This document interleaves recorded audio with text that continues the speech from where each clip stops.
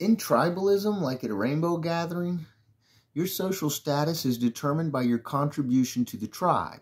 In Babylon, your social status is determined by how much money you have. So you can make a couple big trade deals, reap a huge profit, hoard your money to yourself in your bank, and not actually have to do anything. That does not fly at a rainbow gathering. Nobody wants to be seen sitting at the bliss fire doing nothing all day. That is a drainbow. That is low social status.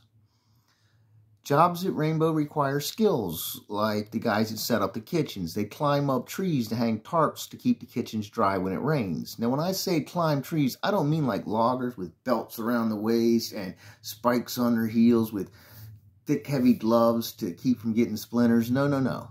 These guys climb trees barefoot like monkeys. I have no idea how they do it. It is amazing to watch.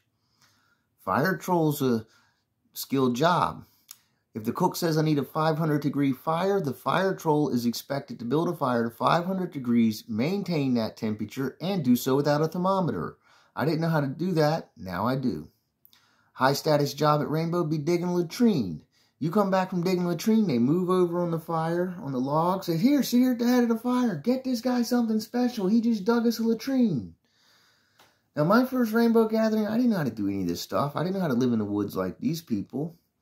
My first job was hanging around the bliss fire, waiting for the kitchen to holler out, we need firewood.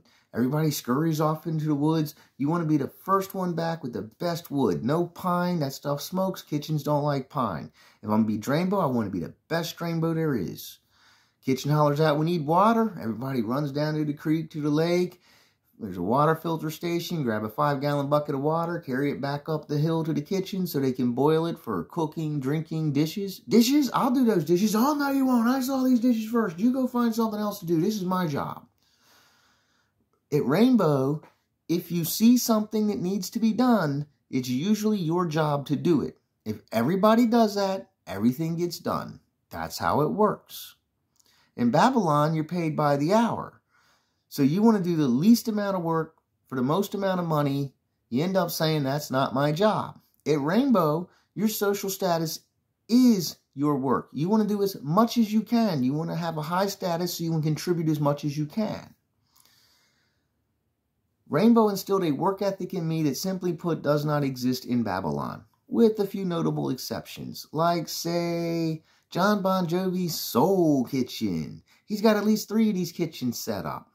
There are no prices on the menu. People can pay whatever they want. Just like at Rainbow, people can put as much into the Magic Hat as they want.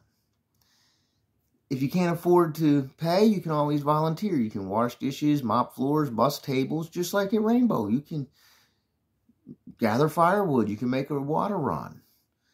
The food is donated, just like at Rainbow. The staff is volunteers, just like at Rainbow. This Soul Kitchen is a working example of tribalism inside of Babylon. It is not a place, it is a mindset. Let's look at John Bon Jovi, one of the most successful rock stars on this planet. His music is played on every continent. He is recognized virtually everywhere he goes. He has enough money in the bank that he never has to work a day in his life. Where was John Bon Jovi during the quarantine, during the lockdown? He was at his Soul Kitchen washing dishes. Excuse me? One of the most successful rock stars on the planet lowers himself to the job of dishwasher? No, he elevated himself to the job of dishwasher. That is a high-status job, a valuable contribution to the tribe, to society. That is an essential service.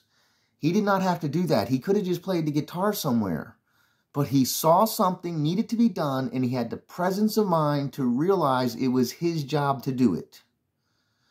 When I first heard that Jimmy Carter was opening up this Habitat for Humanity, I didn't think much of it. He's just going to throw money at the problem. So what? I was wrong. I saw Jimmy Carter climbing a ladder with no shirt on, wearing a tool belt. He was hammering nails into shingles. He got his hands dirty. That's a valuable contribution to society. Well, he was an old man doing this. What was my excuse? Why wasn't I doing this? When you are in a tribe, Medicine Man treats everyone for free. If a man needs a house, the tribe builds him one. If someone is hungry, you feed them. That is how man should be living. The correct system for us to live in. When God was feeding the children of Israel manna in the desert, it would melt in the sun. So he told them, gather what you need for the day and put in your tent. It says those that gathered a little were satisfied and had leftovers, while those that gathered a lot ate all that they had and were still hungry. Satisfied, that is a big word. What will it take for you to be satisfied? How many gold chains do you need to wear? How many fancy cars do you need to own? How many empty rooms do you need in your mansion until you are satisfied? Your worth, your social worth should be determined by what you do for the people around you, not by your material possessions. What good is a big house if you live in it alone? I'm going to take a break. When I get back, I'm going to start telling true stories of real experiences that happened to me at these rainbow gatherings, experiences that gave me wisdom. You don't want to miss this. It's good stuff.